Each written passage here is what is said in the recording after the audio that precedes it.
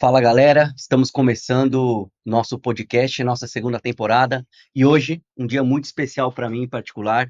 Estou aqui com um amigo que eu fiz no transporte, na verdade uma pessoa que eu respeito demais, seu Urubatã Elô, presidente e fundador da Braspress. E hoje a gente está num estúdio diferente do nosso tradicional. Fiquei muito lisonjeado, primeiramente pelo convite de vir até a Braspress, conhecer esse império do transporte. Mas não vou dar muito spoiler, vamos começar o podcast. E não esqueça de compartilhar, de curtir a nossa página no YouTube e no Instagram. ABC Cast, Caminhos da Gestão. Agora no ar, com Danilo Guedes.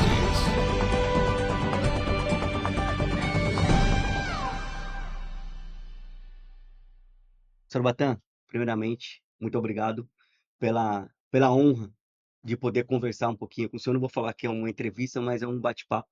Primeiramente, muito obrigado por ter aberto as portas da sua empresa. Obrigado. Danilo, muito obrigado pelo convite. Eu fiquei extremamente feliz quando você me formulou o convite, até porque conversar com as gerações anteriores, você acaba se reciclando. E esse contato permanente com vocês, Taiguara, com os meus filhos, com os mais jovens, com as pessoas da Conjovem, sempre nos traz um processo de reciclagem. Porque por mais que você tente acompanhar a evolução está acontecendo de forma muito rápida, ela está acontecendo numa velocidade absurdamente grande. E só com vocês mesmo para a gente poder renovar os cartuchos do aprendizado. Muito obrigado, muito Obrigado, bom poder falar com Sorobatan. você. Muito obrigado. Sorobatan, a gente sabe que 77 é o ano de fundação da Braspress, né? Mas como é que surgiu a ideia da Braspress e se realmente o senhor tinha ideia quanto aos objetivos da companhia? Danilo, essa é a pergunta, eu acho que essa é a pergunta de US$ 1 bilhão, né? Porque como surgiu a ideia? Eu comecei a trabalhar na área de transportes em Uberlândia, na minha cidade natal. Depois eu vim para São Paulo, vim acompanhando meu pai, trabalhando numa empresa de malotes. Aí meu pai foi para o Rio e eu acabei ficando em São Paulo. E por força dessa empresa de malote que eu trabalhava, eu estabeleci um contato muito forte com as indústrias cinematográficas que na época habitavam a região hoje habitada pela Cracolândia aqui em São Paulo. Rua Aurora, Rua Santa Efigênia. Ali ficava a Roma Filmes, a Paris Filmes, a Embra Filmes, a Poli Filmes. Ou seja, aquele conjunto de indústrias cinematográficas ficavam ali. E quando eu acabei não tendo mais trabalho, através da cassação das empresas de malote pelos Correios, eu tinha estabelecido contato com essas indústrias cinematográficas e aí eles acabaram me financiando um triciclo para que eu pudesse carregar os filmes. Financiaram? Me financiaram um triciclo para que eu pudesse carregar os filmes e entregar nas empresas de ônibus que naquela ocasião a rodoviária ficava ali próximo daquela região. Ficava na antiga rodoviária, lá no centro da cidade. E eu me lembro que eu ganhava 2 dinheiros da época por cada rolo de filmes que eu despachava na companhia de ônibus. Mais tarde eu criei uma empresa, uma personalidade jurídica. Uma personalidade jurídica chamada Transfilme, porque eu percebi que só para o Rio de Janeiro nós transportávamos, eu carregava por dia 600 quilos para mandar pela Cometa, pelo Expresso Brasileiro, pela Única Transporte, pelas empresas de ônibus. Aí eu imaginei o seguinte: eu vou comprar uma Kombi e eu mesmo vou fazer esse transporte para o Rio de Janeiro. Naquela ocasião eu tinha 21, 22 anos. E aí começou a Transfilme. A Transfilme, ela acabou se prosperando. Nós abrimos filial depois no Rio de Janeiro, depois nós abrimos filial em Belo Horizonte, depois nós abrimos filial em Curitiba, na Transfilme. Mas aquela foi uma iniciativa que, face ao meu noviciado no negócio, face à minha juventude e dos outros pares que eu acabei encontrando para que nós pudéssemos fazer um trabalho em conjunto, aquela foi uma iniciativa que acabou não dando certo naquele momento. Foi quando eu decidi sair e fazer um voo solo. E quando eu decidi sair para fazer um voo solo, eu aluguei um armazém na Vila Guilherme, na Rua São Quirino, número 50, que era um armazém de 230 metros quadrados aproximadamente, e montei, aí criei a Braspress. Na verdade, ela não foi criada como Braspress. ela foi criada como Brasil Express. Mas na hora de fazer o registro na junta comercial, essa marca já era da antiga Transbrasil, que era uma companhia aérea. Então eu juntei os dois nomes e eu acho até que foneticamente ficou melhor. Braspress do que Brasil Express, não é nome composto. E comecei fazendo entrega na capital. Fui buscar os clientes que eram da Transfilm, trouxe para a Braspress, imediatamente abrimos a filial de Belo Horizonte e as coisas foram acontecendo. Portanto, não houve assim um planejamento de, olha, eu vou fazer essas coisas segundo esta cronologia, mas tinha a convicção de uma coisa: aquilo ia se transformar numa grande iniciativa. Porque, na verdade, é o seguinte, eu sempre mirava os grandes empresários brasileiros. Quem eram os E, grandes empresários da época, senhor Lobato? Um ah, grande empresário. Antônio Hermílio de Moraes, Cláudio Bardella e outros tantos, próprio Roberto Marinho, quer dizer, eram grandes figuras do meio produtivo brasileiro. Amador Aguiar era um símbolo do sistema financeiro. E essas coisas eles permeavam o meu universo fictício. Eu dormia pensando que um dia eu seria mais ou menos como eles. Fiquei numa prateleira um pouco mais abaixo. Por quê? Por que eu fiquei numa prateleira um pouco mais abaixo? Porque a nossa atividade é uma atividade que de margens muito pequenas, de capital intenso e que não permite grandes erros, te permite pequenos erros. E nós tivemos também pequenos erros ao longo da nossa trajetória, aliada a todas as dificuldades pelas quais o Brasil passou, por todos os planos econômicos, por todas as moedas. Tudo isso fez com que, efetivamente, aquele desejo ardente daquele jovem de 22, de 23 anos pudesse efetivamente se frustrar no meio do caminho. Não houve uma frustração plena, até porque nós acabamos construindo uma bela companhia. Nós hoje estamos situados em 100% do território nacional, com uma rede de 117 filiais, 9.200 funcionários seletistas e mais 3.000 terceirizados de dedicação integral no negócio. Portanto, eu quero te dizer o seguinte: eu tinha convicção absoluta de que esse negócio seria o que é. Eu me lembro uma vez, acho que foi no CETRANS, o senhor chegou a dizer que quando o senhor foi registrar o nome, Braspress, e como o senhor estava no ramo de filme, Press vinha muito de imprensa, né? Nessa época, o senhor falou que, eu acho que na época eu nem sabia muito que Press era uma palavra que acabou no fim sendo no início de tudo, que a questão dos filmes na imprensa é muito interessante. O senhor falando um pouquinho dessa questão de. Aliás, muita gente, Danilo, confunde com agência de notícia. Braspress. Então você acaba se confundindo como se fosse uma agência de notícia, etc, etc. Não deixa de Mas, ser, né? mas não, mas acabou o seguinte: a Braspress acabou se transformando em adjetivo de transportes, porque foi uma marca que foi construída ao longo desses 47 anos. Água mole, pedra dura, tanto bate até que fura, né? A expressão literal da palavra poderia te remeter a uma agência de notícias, a alguma coisa ligada realmente aos meios de comunicação. Mas hoje a palavra Braspress ela te liga à logística. Senhor Batan, o senhor falou um pouquinho de desafio, né? E acho que nesses 47 anos deve ter tido bastante coisas importantes. Mas eu não gosto de falar muito de desafio, eu gosto de falar um pouquinho da palavra de conquista. Quais foram as maiores conquistas da Braspress durante esses 47 Todos anos? os dias. Todos os dias. Todos os dias se tem uma conquista. Todos os dias, quando você acorda, Danilo, com disposição para ir trabalhar, e você toma um banho rápido, você faz a sua higiene rápida, porque é a ansiedade de poder chegar logo ao seu trabalho, de poder fazer a realização das coisas, realizar aquilo que você quer realizar, ver essas realizações se concretizarem, elas se materializarem. Todo dia é uma conquista. É, desejo ruim, é, momento ruim, é quando você levanta, fala: "Meu Deus do céu, tem que ir trabalhar hoje de novo". O dia que isso estiver acontecendo, começa a pensar a mudança do teu ramo, porque você não está feliz com aquilo que você está fazendo. Procura fazer alguma coisa que te traga felicidades. Realizar para mim, empreender para mim é meu oxigênio. Às vezes nós passamos aqui, às vezes, 6 meses, 7 meses, sem criar um fato novo.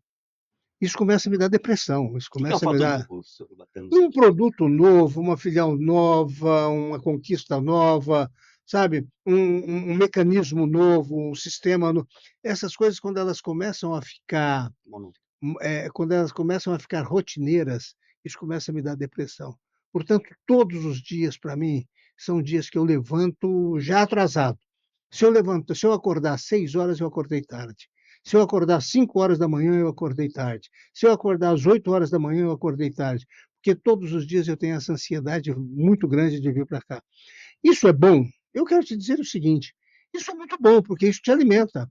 Porque a gente não se alimenta só da comida que você come, você se alimenta daquilo que você gosta também. Isso alimenta o seu organismo, isso alimenta a tua, né, a tua forma de ser. Portanto, eu quero te dizer o seguinte: quais foram as nossas grandes conquistas? Hoje mesmo nós tivemos uma grande conquista. Hoje pousou no Brasil o nosso primeiro avião da Braspress Air Cargo. É um Boeing 737-400 e dentro de 15 dias chega o segundo. Nós gostaríamos de ter uma companhia aérea? Não, nós não queríamos ter uma companhia aérea. E nós não vamos ter uma companhia aérea. Nós vamos ter 2 aviões registrados de uma companhia aérea, porque o nosso objetivo ainda é continuar mantendo as nossas parcerias com os parceiros atuais. Se precisar, voa. Você está compreendendo? Porque, na verdade, é uma atividade que não nos traz nenhum tipo de risco, mas nos traz a garantia de que os produtos que nós transportamos cumprirá o seu transit time na hora, aquilo que nós prometemos ao mercado. E a gente faz promessas ao mercado há 47 anos, e há 47 anos a gente vem cumprindo as promessas que nós fazemos no mercado. De que maneira? As pessoas me perguntam o seguinte: Urbatan, qual é o capex da empresa para esse ano? Tudo que ganha. Se eu investe 100% na Tudo empresa. que ganha, tudo que ganha volta para o negócio. Com aprimoramento, com melhoria. Às vezes a gente joga até dinheiro fora. Tem um monte de sistema que nós acabamos fazendo que a gente acabou não aproveitando. Tem um monte de filiais que nós abrimos que nós depois tivemos que fechar porque não tinha demanda econômica. Ah, mas você não fez um planejamento antes? Fizemos um planejamento antes, mas a realidade se demonstrou diferente. Mas, de qualquer maneira, tudo que se ganha reverte a companhia. Essa é a maneira que nós temos de fazer com que a companhia possa ficar atualizada, up to date, com a tecnologia nova, com as inovações novas, com uma frota moderna, com pessoal capacitado, com gente que efetivamente vestem a camisa e tem um sentimento de pertencimento na companhia. Mas tem alguns fatos que marcaram a nossa companhia. Quando nós decidimos pela automação dos nossos processos de armazém. Nós somos a primeira empresa no Brasil de logística, na área de logística, a implantar o sistema de sorteamento de mercadorias. Esse sorter fica nessa filial? Nessa matriz? Este sorter hoje está na filial de Curitiba, porque foi o primeiro sorter nosso de 2004.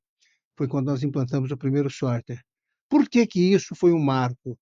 Porque nós conseguimos buscar uma produção na busca da escala, porque manualmente você nunca conseguiria buscar escala. Por que que as grandes transportadoras do passado fecharam? Porque elas iam até o terceiro andar só. Do terceiro andar para trás elas caíam, porque não tinham tecnologia de movimentação, não tinham tecnologia de informação, dispunham de muito pouca informação, até porque o Brasil vivia na época da reserva da informática. Quando nós trouxemos a máquina para interagir com o homem nas nossas operações de terminais, nós passamos a fazer com que a eficiência pudesse ser 100%, porque não dependia da ação humana, e buscar escala para aquilo. E a escala veio imediatamente, a escala veio de forma muito grande. E um outro fator que eu acho que é fundamental no nosso negócio foi a busca da conquista do território nacional. O Brasil é um país continental, Danilo. O Brasil é um país absurdamente grande, de culturas diferentes, de matizes diferentes, de forma de pensar diferente, de poder aquisitivos diferente. E a busca da conquista do território nacional foi um outro grande negócio que nós tivemos na nossa empresa. Hoje nós operamos 100% do território nacional. Nos 5.600 municípios que tem no Brasil, nós estamos presentes em todos eles através da nossa rede de centros de distribuição e na nossa frota própria de 3.000 caminhões, através da frota também de terceiros que estão diretamente ligados a nós, algumas parcerias que nós temos nos interiores de algum estado, mas fundamentalmente é isso. Quero até fazer uma observação. A gente opera 100% do território nacional, 94% com meios próprios. Ou seja, com a qualidade colocada no nosso colo. Nós somos nuvem de nós mesmos. A nossa frota de transferência é verticalizada. O nosso gerenciamento de risco é interno, feito através da gestão de 5 coronéis distribuídos no Brasil inteiro. Portanto, nós temos um apego à qualidade muito forte. É fato de que esse apego à qualidade e esse processo de verticalização, ele te traz custos altos, mas ao mesmo tempo que ele te traz custos altos, ele te traz eficiência.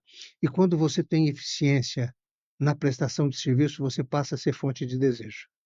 E quando você passa a ser fonte de desejo, é muito mais fácil o seu processo de approach ao mercado. Os prospects ficam muito mais ávidos em fazerem negócio contigo. É fato de que às vezes você tem que fazer uma concessão ou outra, mas são pequenas concessões.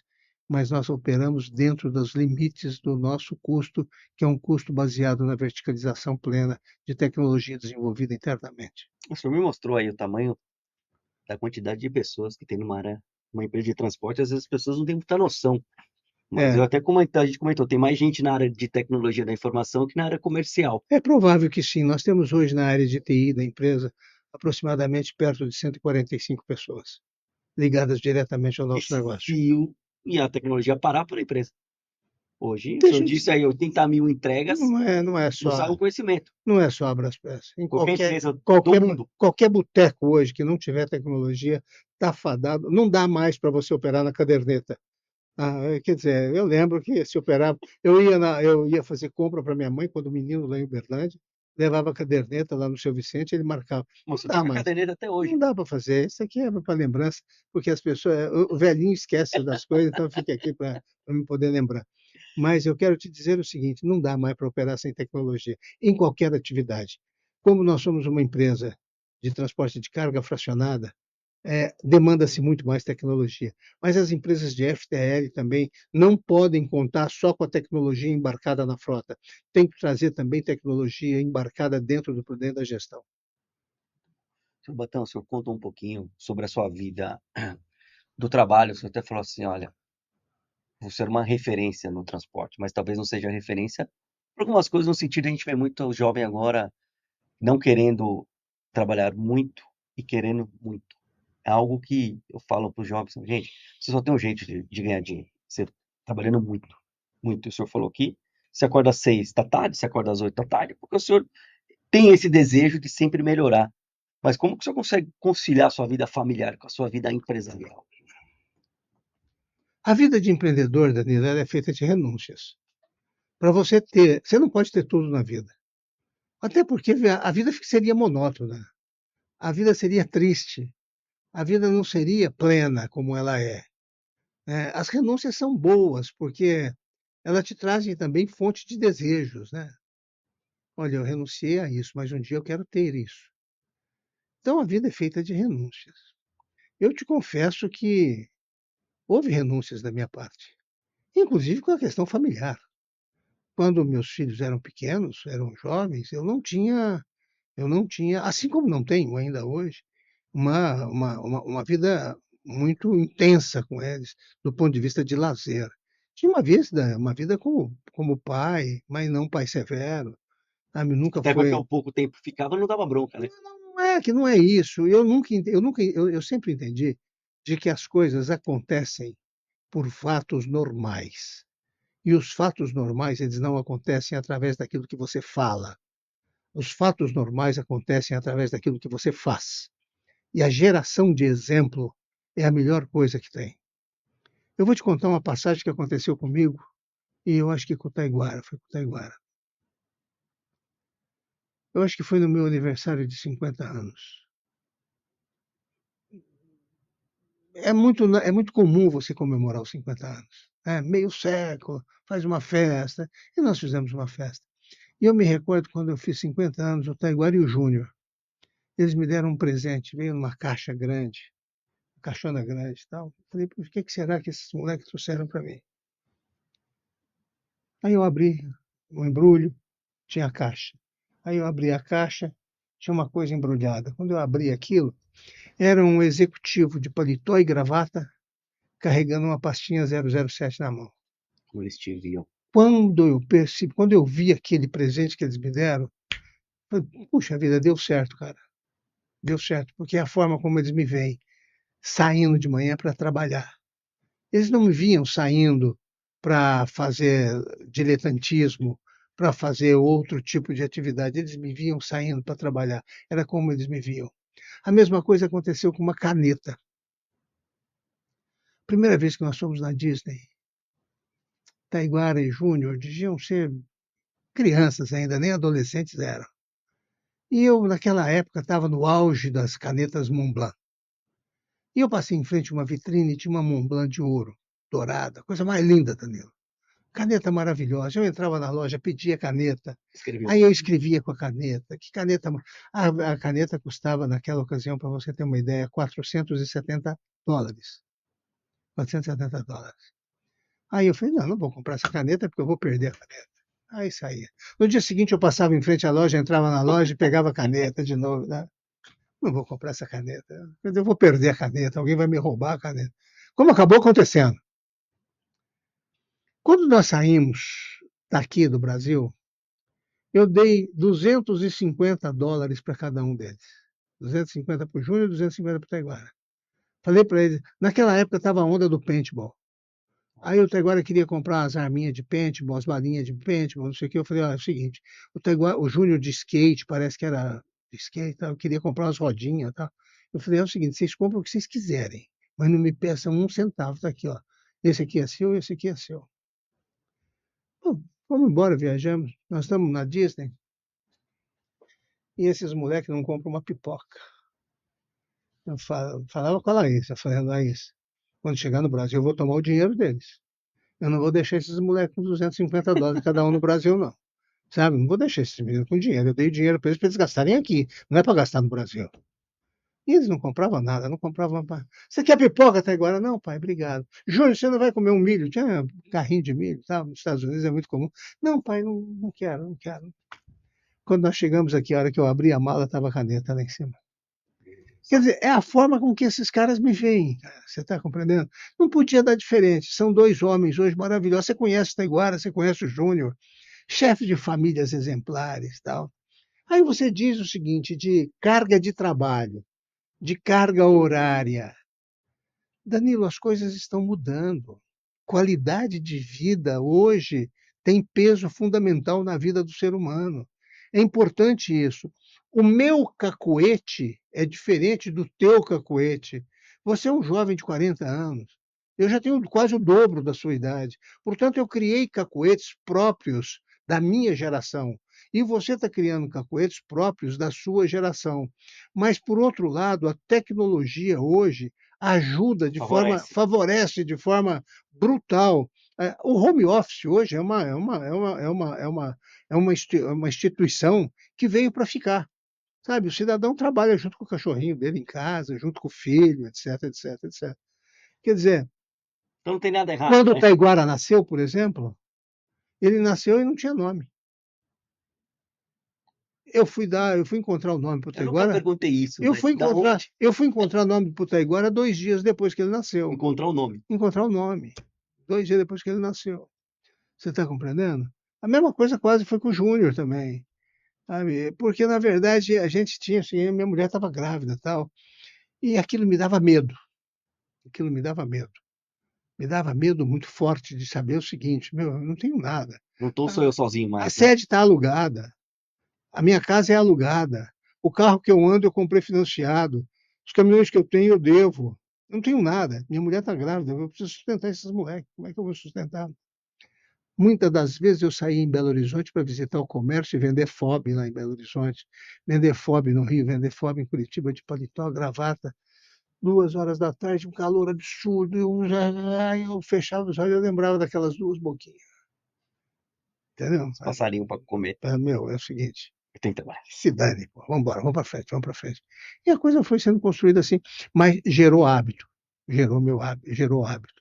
Na geração sua, hoje vocês têm à disposição ferramentas tecnológicas e institutos como o home office que permite que você faça gestão à distância. Necessariamente você não precisa mais estar no front do teu trabalho. Você pode hoje estar um pouco mais recuado, no gozo salutar da vida com a tua família, e você desenvolveu seus negócios. Portanto, é o seguinte, são outros tempos, são outras fórmulas de ver. Aí você vai me falar, mas senhor Batão, por que você não faz isso? Porque não foi um hábito que eu desenvolvi. Meu hábito que eu desenvolvi é vir para cá quase que todo dia, andar uma hora do Alphaville para cá, uma hora daqui para o Alphaville, 2 horas dentro do automóvel. Essas 2 horas dentro do automóvel eu aproveito para atualizar meus e-mails, eu aproveito para atualizar meus WhatsApps. E vir para cá, para mim, hoje, passou a ser um prazer. É um prazer, sabe? Andar pelo planeta azul, poder contemplar as atividades que tem aqui, conviver com os meus pares, é um exercício de felicidade, sabe? Conviver com os meus diretores é um exercício de felicidade para mim, sabe? Foram as pessoas que eu elegi para serem também meus amigos, e são meus amigos. São pessoas com quem também a gente faz desabafos um com o outro, etc. Portanto, acabou se transformando numa grande família, numa grande família. Senhor Batan, e vendo toda essa sua, esses 47 anos ainda, o senhor ainda foi encontrar um espaço para se envolver em entidade de classe? Que momento da sua vida que você falou, agora eu preciso. Pois é, mas isso para mim foi um trabalho. E começou como um trabalho e depois isso acabou se transformando numa necessidade profissional. Porque as pessoas, só interrompendo, as pessoas, hoje eu estou dentro de uma entidade de classe, eu sei o papel que tem uma entidade de classe. Mas muita gente que até está ouvindo sabe o papel que as entidades de classe têm no Brasil. O, Não sabe? o, o, o Danilo, eu fui a primeira vez com a entidade. A Braspress foi fundada em 1977. Em 1978, eu fui convidado para conhecer o CETCESP. Já em 74, 75, quando eu tinha Transfilme, eu fui na NTC, que era na Rua Araújo. Fui ver questão de tarifa, tal, coisa rápida. Menino, 24 anos na época, 23 anos na época. Aí, quando eu montei a Braspress, eu passei pela NTC ali na Rua Araújo, mas aquilo não me despertou nada de, sabe, de atração, de atratividade. Mas em 1978, um ano depois que eu fundei a Braspress, eu fui convidado pelo Dr. Aristóteles de Carvalho Rocha a ir no CETCESP, que era era no centro da cidade. Daqui a pouco eu lembro. Ali tem Barão de Itapetininga, tem. República, Não, é ali perto. aquele Daqui a centro, pouco, do Centro-Oeste. daqui a pouco eu lembro. E ele fui convidado para ir lá e participar de uma comissão chamada CEL, Comissão de Entregas Urbana. Dr. Rocha criou a Comissão de Entregas Urbana fruto da reclamação de alguns transportadores que tinham grande dificuldade de entrega em supermercado, etc, etc. Estou falando em 1978. Naquela reunião, Dr. Rocha era um advogado absolutamente circunspecto, gravata, usava uma madrepérola pendurada na gravatinha e tal, um homem baixinho, mas advogado brilhante, raposa, sujeito rápido, ligeiro, né? E ele sentou um auditóriozinho pequeno que tinha, atrás tinha a bandeira do Brasil, a bandeira do Estado de São Paulo. O CETCESP, naquela época, representava as empresas do Estado de São Paulo. Era o Sindicato do Estado de São Paulo, não era o Sindicato de São Paulo. O Dr. Rocha ficou sentado ali, formou-se o plenário. Naquele plenário, ele colocou o assunto a debate, o assunto foi debatido. Tinha um rapaz também jovem, que foi nomeado por ele como coordenador da Comissão de Entrega Urbana, CEL, Comissão de Entrega Urbana. Esse jovem rapaz, mais tarde, virou presidente da NTC, que era o Domingos Gonçalves. Virou... E eu comecei a participar dessa comissão. Mas quando eu saí dessa reunião, eu fiquei impressionado com aquele baixinho, advogado, brilhante, líder, uma liderança forte, um vozeirão forte. Eu fiquei impressionado com aqueles outros transportadores, que eu não tinha convivência com os outros Eram mais transportadores. velhos que os senhores? Eram, Já eram. eu tinha. Quem? O doutor Não, Rocha? já eram pessoas mais velhas. O doutor Rocha devia ter, eu tinha 26 anos. O doutor Rocha já estava beirando seus 50, ele morreu com 100. Agora, Recente. morreu há 2 anos, com 100 anos. 100 anos. E aquilo me encantou. Mas o que me encantou também foram aquelas outros empresários que estavam sentados ali, todos eles mais velhos do que eu, e falando com grande fluência sobre as dificuldades da operação, etc, etc, etc. Aí eu comecei a participar da comissão de entrega urbana. Eu passei aí no CETCESP com muita frequência. Conheci outros empresários de transportes.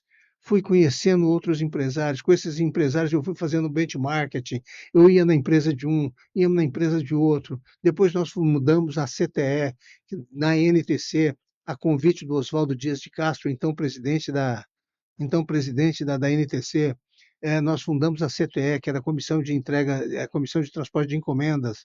Tinha a CTI, que era formada pelas grandes empresas da época, Transdrogas, Zacarias e outras tantas empresas, Transpampas, Atlas, Ristar, que eram as grandes empresas da época, que eram as empresas de transporte itinerante. Então tinha a CTI, que eram as empresas de transporte itinerante, e tinha a CTE, que eram as empresas de transporte de encomendas. Através da CTE, o benchmarking, então, se expandiu de forma muito forte. E a gente acabou fazendo um relacionamento muito grande. E a partir de então, eu quero te falar o seguinte: eu passei a ter desejos pelas entidades, porque não só o benchmarking, mas pelas dificuldades em comum e na busca da solução em comum para as dificuldades individuais. A gente foi começando a adquirir a consciência de que não adianta, eu não vou resolver o meu assunto sozinho. Não adianta, eu não vou conseguir beneficiar só o meu CNPJ. Eu só vou conseguir beneficiar o meu KNAI. E eu só consigo beneficiar o KNAI se eu fizer um trabalho no coletivo, se eu fizer um trabalho por todos. E foi assim que eu acabei indo para as entidades de classe. As entidades de classe acabaram, ao longo do tempo, Danilo, se transformando para mim num elixir, de aprendizado, num elixir de rejuvenescimento no dia a dia, porque em cada empresa que você ia, você pescava uma coisa boa. E as nossas intimidades passaram a ser tão grandes que a gente passou a ir na empresa dos amigos e dizer: mas que lixo que é isso? Vai dar uma arrumada nisso aqui. Cara, quantas vezes vieram na minha empresa também, já formularam: ô, Batão, isso aqui está errado. Porque a gente começou a ter intimidade, a gente começou a ser amigos, Mesmo sendo concorrentes. mesmo sendo concorrentes. Não precisa ser inimigo, né? A concorrência era uma coisa. A concorrência no A CNPJ. concorrência era uma coisa. Vamos fazer a reunião, o pau quebrava, bicho. O pau quebrava, você está compreendendo? À noite a gente ia jantar. À noite nós íamos jantar. Nós criamos um amadurecimento, um grau de civilidade muito forte. E aí eu passei a me entusiasmar pelas entidades de classe. Eu estive na CETCESP por muitos anos, presidi o CETCESP, tive a oportunidade também de presidir a NTC, mas eu quero te dizer o seguinte: tudo na vida é sazonal. Tudo na vida tem um ciclo. O meu ciclo nas entidades de classe venceu quando eu aceitei ser vice do Zé Hélio. Eu disse isso para o Zé Hélio. Falei: Zé Hélio, eu vou ser o seu vice, mas é a minha última etapa nas entidades de classe. Porque hoje eu consigo resolver mais os meus problemas internamente do que dentro das entidades, porque as entidades já fazem esse trabalho de forma quase que automática. E eu ficando aqui, eu já. Tanto é verdade que quando o Zé Hélio terminou o mandato dele, eu me afastei de todas as entidades. Hoje eu não tenho participação em nenhuma entidade. Tenho uma participação junto com o Carlos Panzan na federação, mas eu me dou o direito de ser vice. Vice não faz absolutamente nada. Ele que é o presidente, ele acaba fazendo tudo. A mesma coisa foi com o Zé Hélio. E aí, quando terminou o mandato do Zé Hélio, eu disse para o Zé Hélio: o dia que você sair daqui, eu vou sair junto. Aí saímos juntos. Hoje eu estou nas entidades como conselheiro vitalício, vou em algumas reuniões, sou muito consultado, muitos empresários me ligam, muitas lideranças me ligam, presidentes de outras entidades me ligam, etc. E eu acabo dando a minha contribuição hoje, muito mais fruto da experiência que eu acumulei ao longo do tempo do que efetivamente com o trabalho diário. Desculpa estar falando um pouquinho da entidade de classe, e aí entrando um pouquinho já na questão dos jovens. Existe até uma brincadeira lá dentro da NTC, quem que é o pai da Conjovem? Se é o Flávio Benatti ou se é o Chico Pelúcio? Mas independente de quem seja o pai, existe um papel muito importante dos jovens empresários, assim como o Taiguara, como eu, nós somos talvez a segunda ou a terceira geração do transporte de forma bem efetiva. Que ensinamento que o senhor daria para os jovens empresários. Hoje nós temos a nossa Conjovem, que hoje já nem é tão jovem. Quando a gente olha lá para a Conjovem, já tem gente com quase 40 anos, e talvez já são pessoas que já estão, jovens que já estão na liderança das grandes empresas. E que conselho que o senhor daria para esses jovens que estão começando no ramo, não só no ramo do transporte, mas no ramo... Danilo, deixa eu dizer uma coisa para você. Quem é o pai? É o Flávio ou é o Chico? Não existe dois pais. Dois pais não fecundam uma mãe. Então, um dos dois é mãe.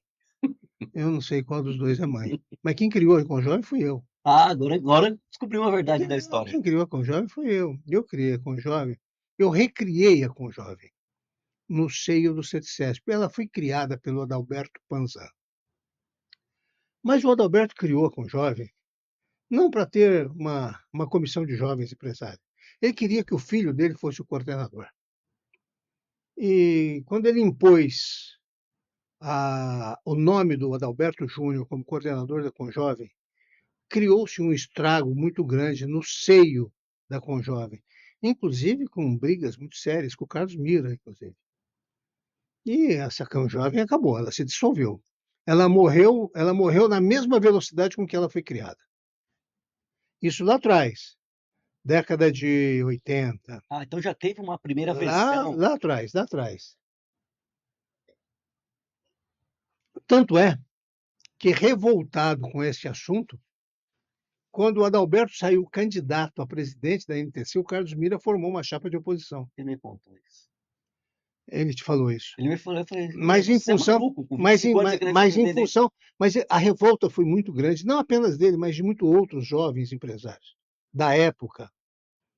Para você ter uma ideia, naquela época eu tinha 30 e poucos anos, já não era mais jovem empresário. Jovem empresário naquela época era os meninos com 19, com 20, com 22 anos. Muito bem. Doutor Narciso era dessa Conjovem.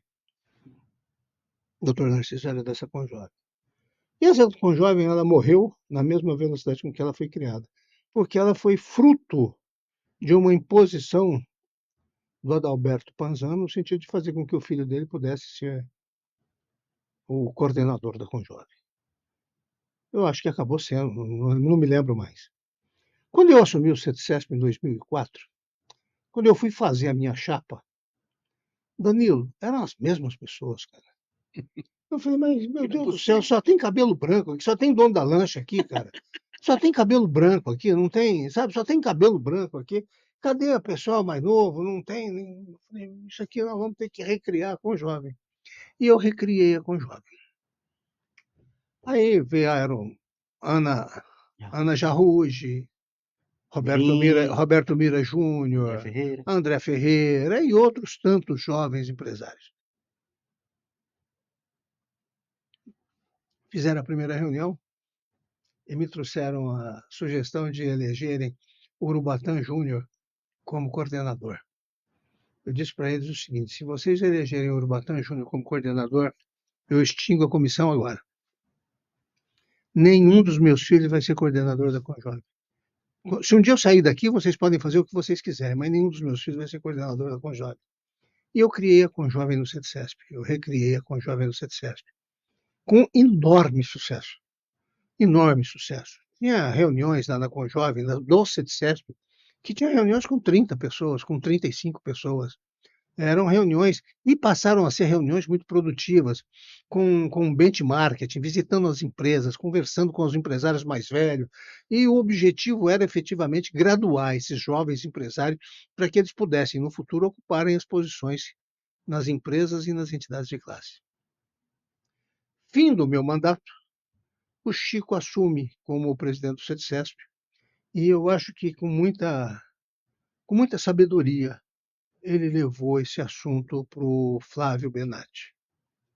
O Flávio Benatti é uma velha raposa, sujeito experiente, e sabia que o nosso setor estava dividido no Brasil inteiro. Ele sabia que o nosso setor estava dividido. O Nordeste não estava com a NTC. Tinha algumas defecções fora do eixo Sul-Sudeste, tinha algumas defecções. E como velha raposa que o Flávio é, O Flávio viu na Conjovem uma forma de trazer unicidade novamente para o setor. E começou a estabelecer as reuniões, criou a Conjovem Nacional. E ao criar a Conjovem Nacional, ele começou novamente a recosturar a unicidade do setor, de forma brilhante, de forma brilhante. Portanto, eu acho que tanto Chico Pelúcio de ter tido o despreendimento de levar a Conjovem para a entidade nacional, assim como o Flávio Benatti, também de rara inteligência, criou a Conjovem Nacional, eu tenho a impressão de que foi um passo importante. Portanto, quem é o pai da Conjovem, quem é a mãe da Conjovem, quem é o padrasto da Conjovem, quem é a madrasta da Conjovem, pouco importa. O que importa hoje é que nós temos Danilo como um empresário do setor de transportes militando nas entidades de classe. Nós temos o Taiguara, que já foi presidente de entidade de classe. Nós temos a Ana Jarroge, que já foi. Nós temos o Roberto Mira Júnior, que hoje dirige uma das grandes empresas que tem. Nós temos o Marcelo Rodrigues. Quer dizer, nós temos uma pleia de jovens empresários que não são mais jovens empresários e que se transformaram também em jovens raposas que são hoje experientes, que são homens experientes, que são homens lúcidos, que são grandes empresários. Portanto, eu acho que quem se beneficiou com tudo isso foi o setor. O setor acabou se beneficiando com tudo isso. Mas quem recriou a Conjovem fui eu. Vai dar polêmica isso depois quando eu ouvir.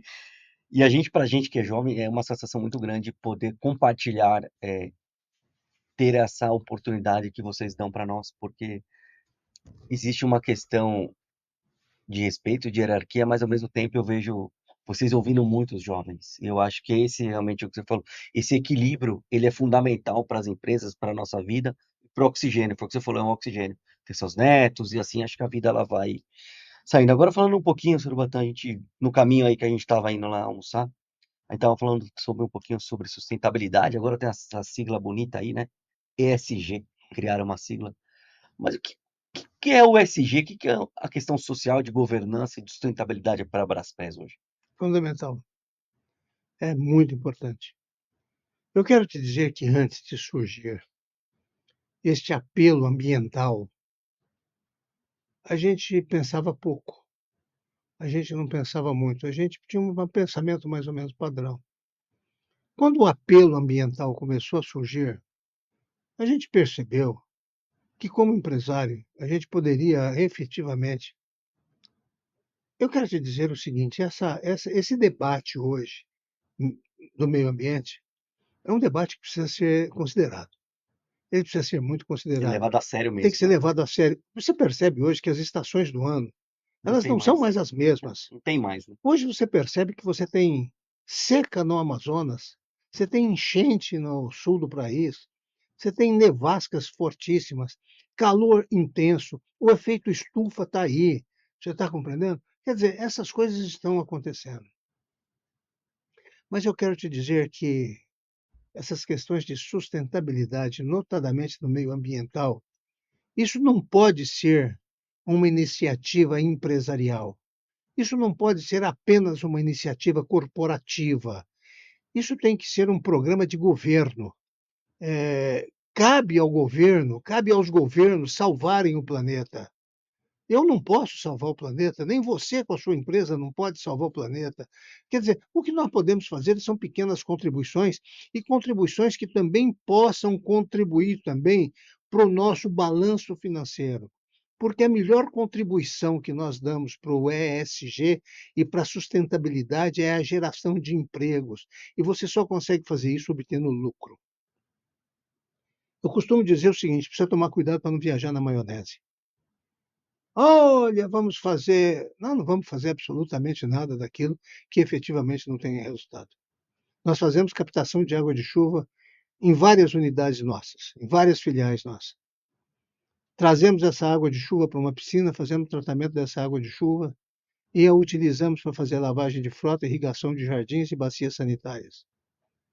Fazemos a reciclagem dessa água, da água que é lavada de frota, de 4 vezes. Se não me engano, até 4 vezes. Não sei se é 3 ou 4. Não sei se é 3 ou 4, mas fazemos ainda a reciclagem dessa água. Mas, Danilo, nós fazemos isso porque é mais barato do que a água da Sabesp. sabe? Nós temos um apelo social muito forte, notadamente no entorno das nossas unidades. Em Belo Horizonte, há pouco tempo, nós adotamos uma praça, fizemos lá um centro de lazer para a comunidade local maravilhoso. A gente passou a ser benquisto por essa comunidade. Não nos falta funcionário, não nos falta pessoas que nos ajudam no dia a dia, na fiscalização da própria filial. Olham para a nossa empresa com bem-querer. Nós fazemos aqui em São Paulo a mesma coisa O com adoção, entorno, né? nós fazemos isso a mesma coisa com creches aqui no nosso entorno, sabe, com abrigo de crianças com câncer, abrigando também as famílias. Nós fazemos uma série desses, porque isso nos traz também um bem-querer e melhora o nosso meio ambiente onde nós vivemos. Na questão da governança, nós temos hoje, se eu pegar hoje meu boné e voltar na empresa daqui 3 meses, ela está maior. Não sofre solução de continuidade, porque os nossos pares trouxe um processo de governança importante para o negócio, através dos nossos pares, das diretorias que são formadas, da auditoria que é formada. Nós criamos uma empresa hoje que é 100% formal, absolutamente formal, não foge da formalidade. Portanto, não tem como dar errado, do ponto de vista de governança. Portanto, eu quero te dizer o seguinte: a gente aproveita os pneus nossos para fazer vasos ornamentais na nossa empresa, porque é mais barato do que comprar vaso pronto. E a gente aproveita esse pneu porque a gente não sabe como é que ele vai ser reciclado, como é que ele será descartado. E isso traz uma contribuição muito forte para a questão do meio ambiente, para o impacto ambiental. Portanto, é ESG sem viajar na maionese, porque, na verdade, compete à política pública feita por governos salvarem o planeta.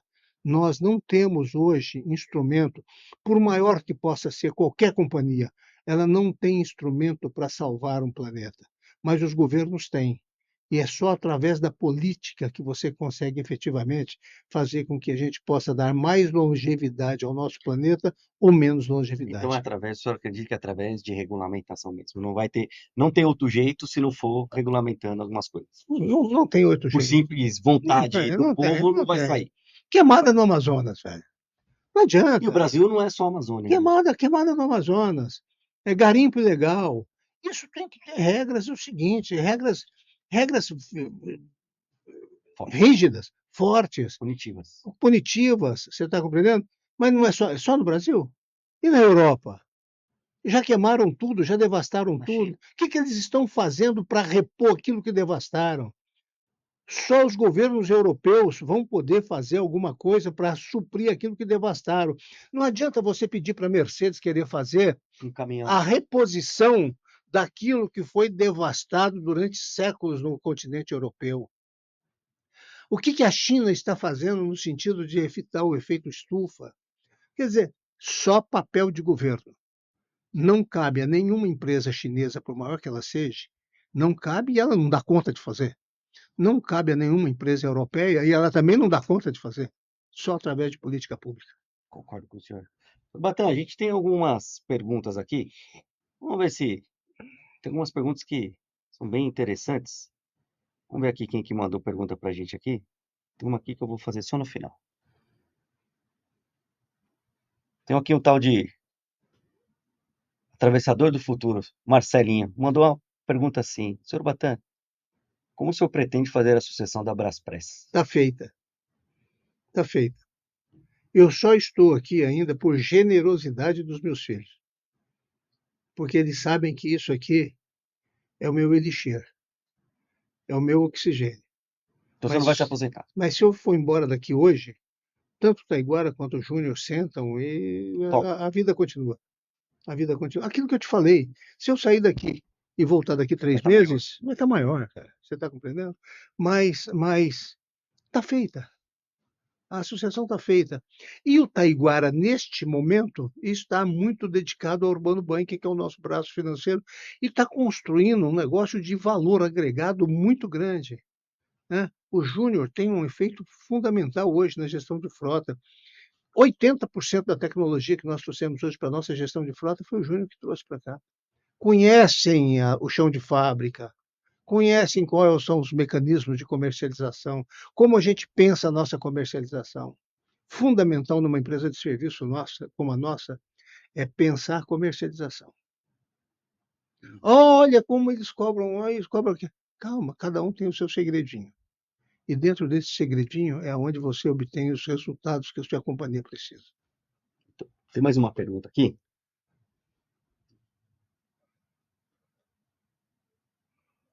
Achei bem interessante, que fala assim. Kelly Cristina mandou.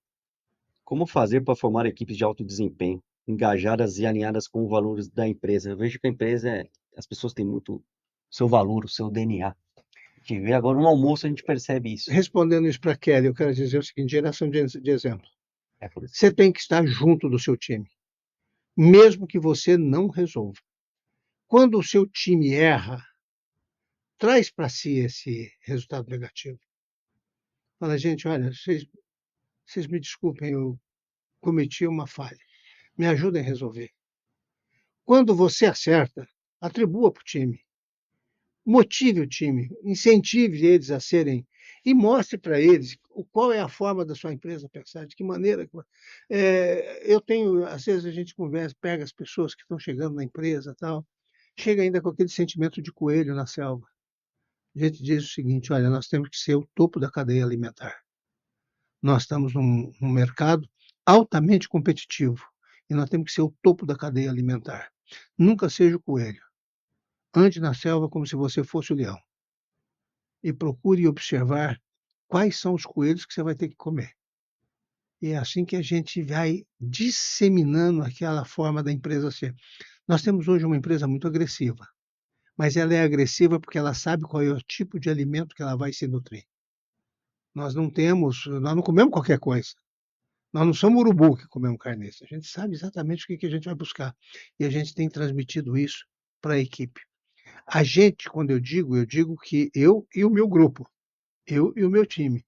O time que está aí hoje na gestão da empresa, eles estão há mais de 30 anos na gestão da empresa. Eles conhecem isso muito, de forma muito acentuada.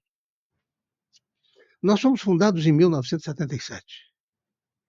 Em 1990, nós tínhamos 1.200 funcionários. Nós tínhamos 26 filiais. Nós já operávamos Manaus, nós já operávamos aéreo, nós já operávamos rodoaéreo. 1990. Entrou o Collor.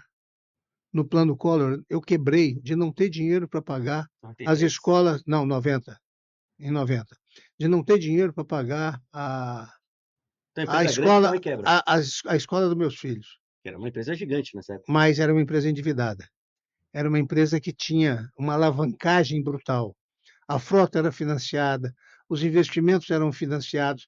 E como a gente vivia um processo inflacionário muito grande, no processo inflacionário, a economia é muito forte, porque o cidadão tem que comprar a geladeira agora, porque se for comprar à noite é outro preço. Portanto, a atividade econômica é uma atividade econômica muito forte. Você está compreendendo? Mas existe muito mais dinheiro no mercado do que produto. Nós fomos à lona. Nós fomos de 1.200 funcionários, nós viemos para 360. Nós viemos de uma frota de 100 e poucos caminhões para 16 caminhões, de todos eles penhorados. Nós fechamos as filiais, ficamos só com 6 ou 7, com 7 filiais. Ou seja, Danilo, aquilo foi um arraso. A gente parou de pagar tributo, a gente pegava dinheiro com a agiota. Para você ter uma ideia, o primeiro mês do governo Collor, depois do pacote Collor, o faturamento da empresa não pagava 10% da folha. E eu não queria mandar nossos funcionários embora. Eu fui segurando porque eu acreditava que a economia pudesse voltar à normalidade. Quando passou 6 meses, a gente devia para banco, a gente devia para a agiota, a gente não tinha pago tributo, a gente não tinha pago nada, nós estávamos falidos. Vieram 3 jovens a trabalhar comigo e tocar o dia a dia da empresa. Um era o contador, que era o Giuseppe. O outro, o Luiz Carlos, que era gerente de filial, veio da operação. E outro era o supervisor comercial, que era o Pepe. Vamos junto, nós 4, junto com o meu sócio Petri. Vamos. Passou 91, passou 92. Quando chegou em 93, Danilo, quanto que a gente deve para a agiota? Nada. Quanto a gente deve para banco? Nada. Quanto a gente deve para fornecedor? Nada. A gente está pagando os tributos? A gente só não pagou atrasado, mas a gente já está pagando do mês de novo. E para fornecedor? Não devemos nada para fornecedor. Ah, meu amigo, o caminho de volta eu sei. Qual é o caminho de volta? Eu sei. A gente fez uma cerinha. Em 94 veio a URV. Quando veio a URV, virou depois real. A nossa moeda passou a ter significação. Ela valia aquilo que ela estava estampado nela. Era uma moeda que tinha valor. A gente passou a deixar, nós deixamos de ser um país que vivia da especulação para um país que passou a viver da produção. E aí veio o Plano Real e trouxe a estabilidade, e aí nós fomos crescendo, e somos o que somos hoje. O senhor acredita? Às vezes as pessoas falam que a gente precisa cair para a gente poder levantar. Evidentemente, com um tombo desse, mas eu acho que o Collor, ele conseguiu, começou a importar os veículos, né? Falava que nossos veículos eram algumas carroças, aí ele trouxe Lada para o Brasil, trouxe carro pior. Mas esse tombo e depois essa guinada, que hoje é a história da Braspress, o senhor acabou de dizer que é formado por gente. Você teve gente boa do seu lado, né? Eu acho que isso eu acredito que a gente tem que cercar de gente do bem. E se eu tinha vamos dizer os 3, mas os 4 mosqueteiros ou 5 mosqueteiros que trouxeram. E aí eu acho que o senhor fala com muito orgulho dessas pessoas que estão com o senhor até hoje. São as pessoas que, como diz a minha esposa, chuparam o gelo. Danilo, o caminhão, a frota, você compra. Se você não tem dinheiro, você vai no banco, o banco te empresta. As suas filiais, você compra. Se você não comprar, você aluga.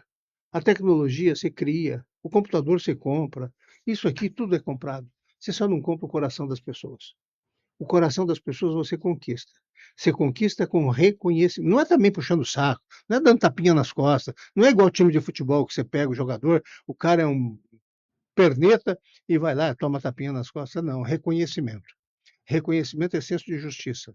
Senso de justiça é o seguinte: o que está certo, está certo, o que está errado, está errado. O que está certo, está certo, o que está errado, está errado. Corrige-se o errado e aplaude-se o que está certo.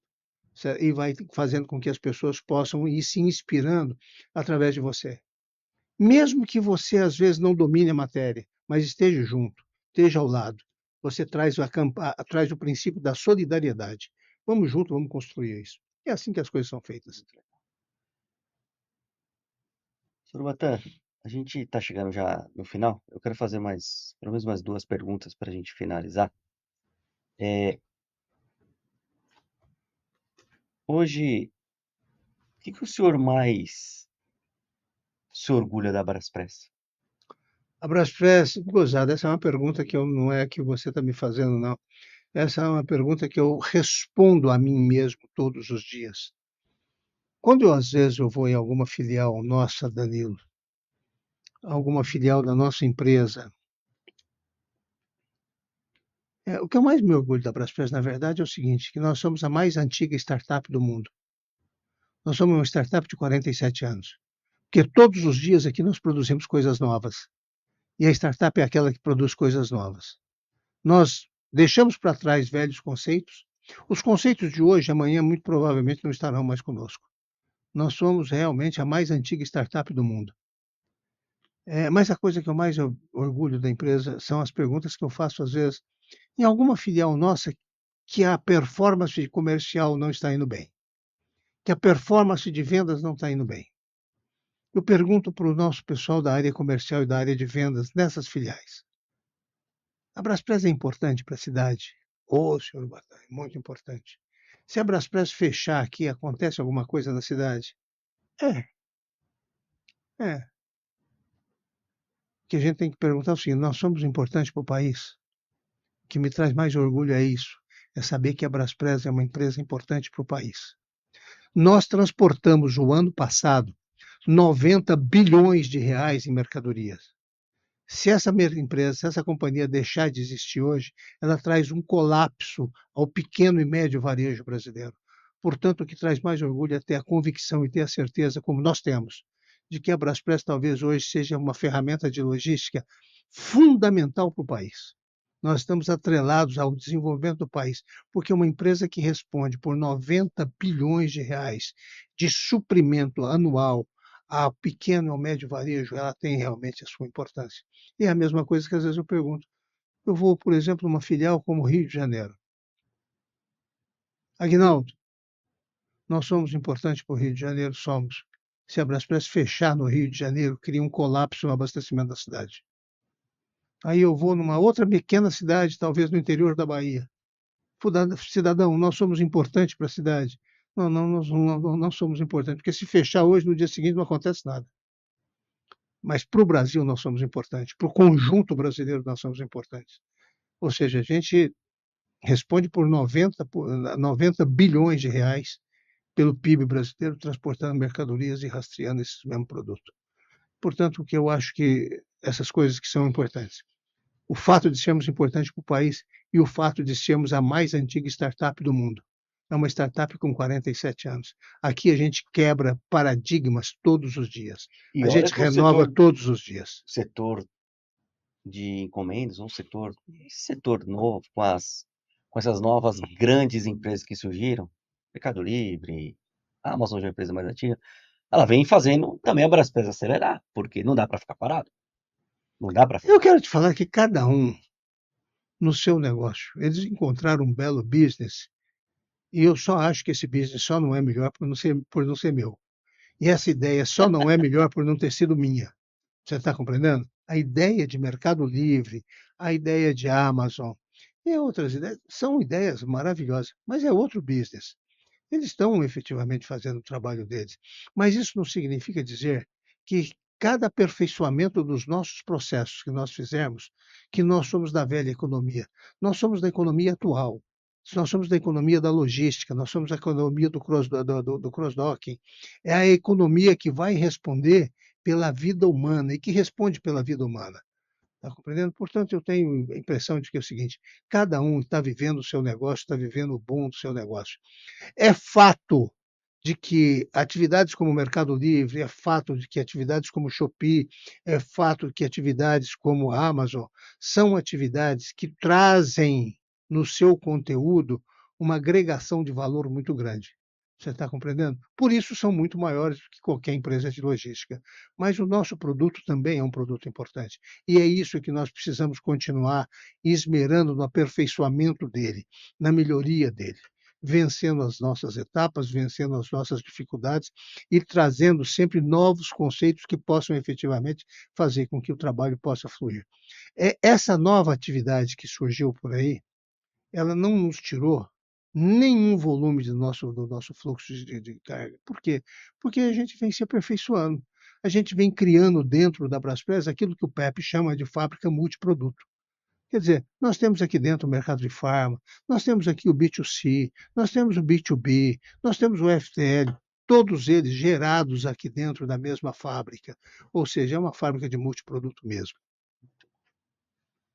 Batan, tenho duas perguntas para a gente finalizar, mas tem uma pergunta.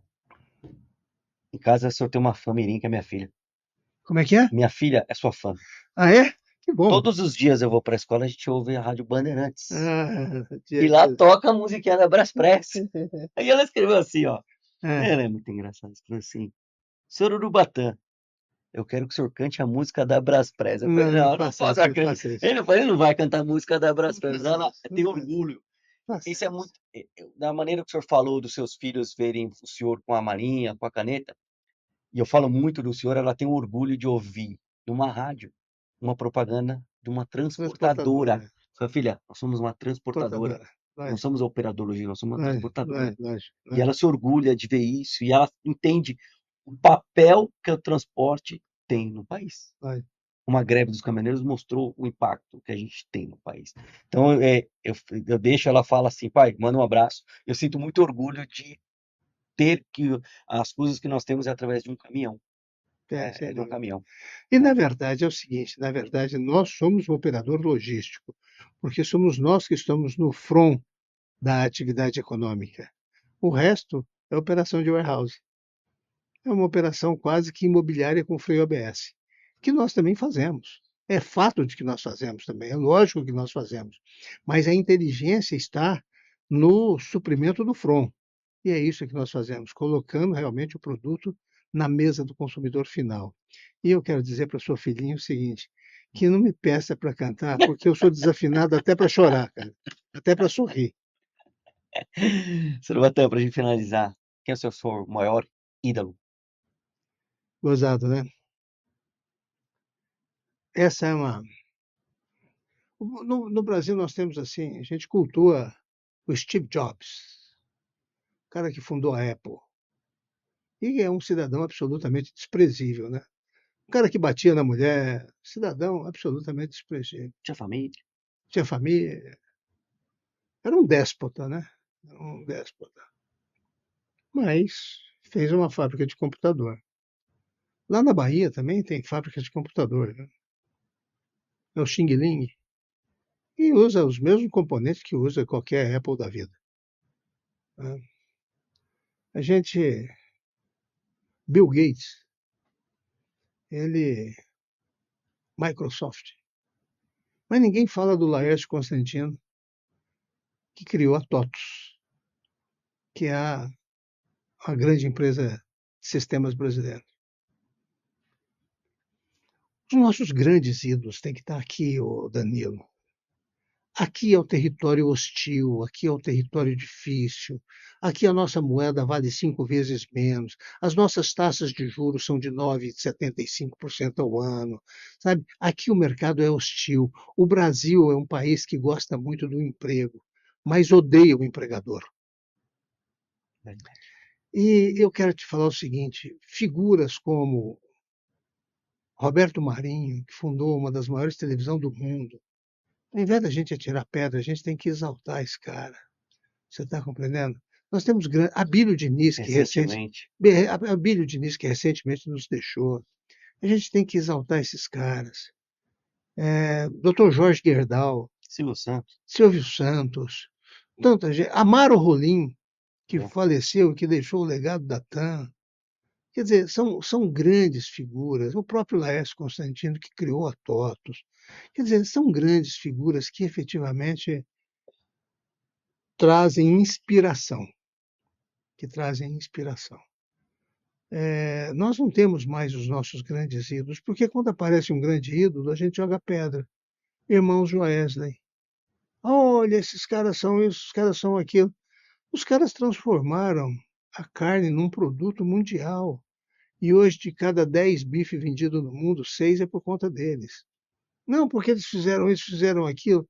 No Brasil, cara, conseguiram construir um grande negócio. Não é para a gente sair atirando É pedra, raro. dizendo. Podem ter cometido alguns erros, podem ter cometido alguns erros. Tiveram oportunidades, aproveitaram algumas oportunidades, oportunidades às vezes Lícito. nem sempre legais, não sei, mas construíram aí alguns legados. Portanto, eu quero te dizer o seguinte: as minhas grandes referências estão no Brasil. Você está compreendendo? Porque o Bill Gates criou a Microsoft, uma organização maravilhosa. A Apple também é uma organização fantástica. Mas será que se eles fossem brasileiros, eles teriam conseguido criar essas mesmas companhias? Num ambiente tão hostil Num como o nosso. ambiente tão hostil quanto o nosso, com taxas de juros tão altas, com um ambiente contrário aos interesses do empreendedorismo, que não tem no empreendedorismo a grande relevância que ele precisa ter para o desenvolvimento nacional. Geração de riqueza é emprego, cara. Você está compreendendo? Portanto, eu acho que quando eu olho para figuras como Silvio Santos, como Roberto Marinho, como Abílio Diniz, como o Dr. Jorge Gerdau, Antônio Hermínio de Antônio Moraes. Hermílio de Moraes, mas o Antônio Hermílio já faleceu, estou falando os caras que estão aí, né, as indústrias que estão aí. Antônio Hermílio de Moraes criou a Votorantim, não é que criou, foi de família, desenvolveu, se transformou aquilo num grande num grande complexo empresarial, você está compreendendo?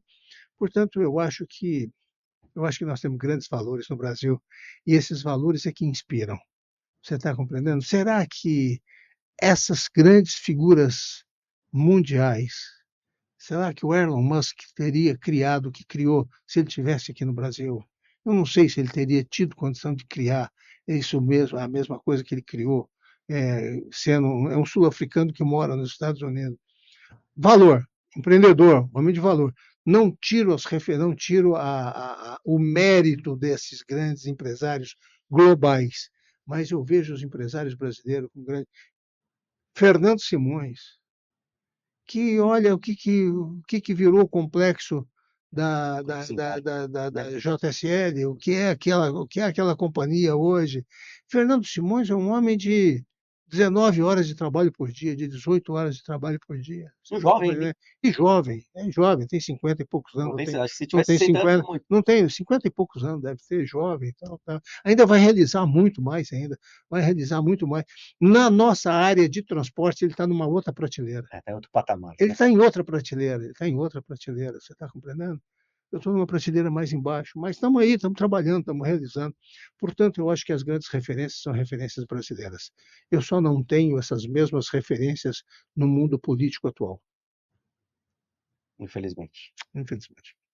Senhor Batan, queria agradecer demais pelas suas palavras, pelos seus ensinamentos. Eu acho que as pessoas que estão nos ouvindo vão ficar bastante felizes de ter ouvido isso. Agradecer mais uma vez e muito feliz por tudo que eu vi e espero que continue sendo seu amigo ainda por muitos e muitos anos.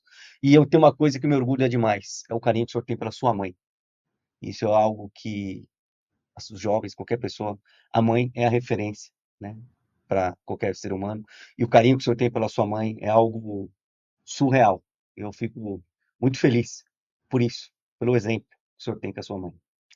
Danilo, ontem foi a comemoração do Dia da Mulher aqui na Braspress. Nós estamos na semana da comemoração do Dia da Mulher. Não é que tem a Semana da Mulher, o Dia da Mulher, é o dia que você faz reflexão sobre a importância da mulher na sociedade brasileira, assim como você tem que fazer também reflexão sobre a importância do homem na sociedade brasileira. Porque quando você começa a fazer essas distinções, é que começa a criar os preconceitos. Mas eu vou te contar uma passagem da minha mãe.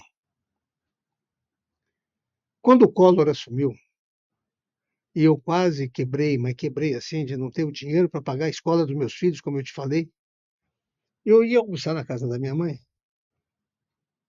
e ela já viúva, e eu chegava lá, mãe, o Collor, esse cara, olha o que ele fez, ele não vale nada, ele é isso, ele é aquilo. Minha mãe me faz a seguinte pergunta, Danilo, falou, Urubatã, quantos anos você tem?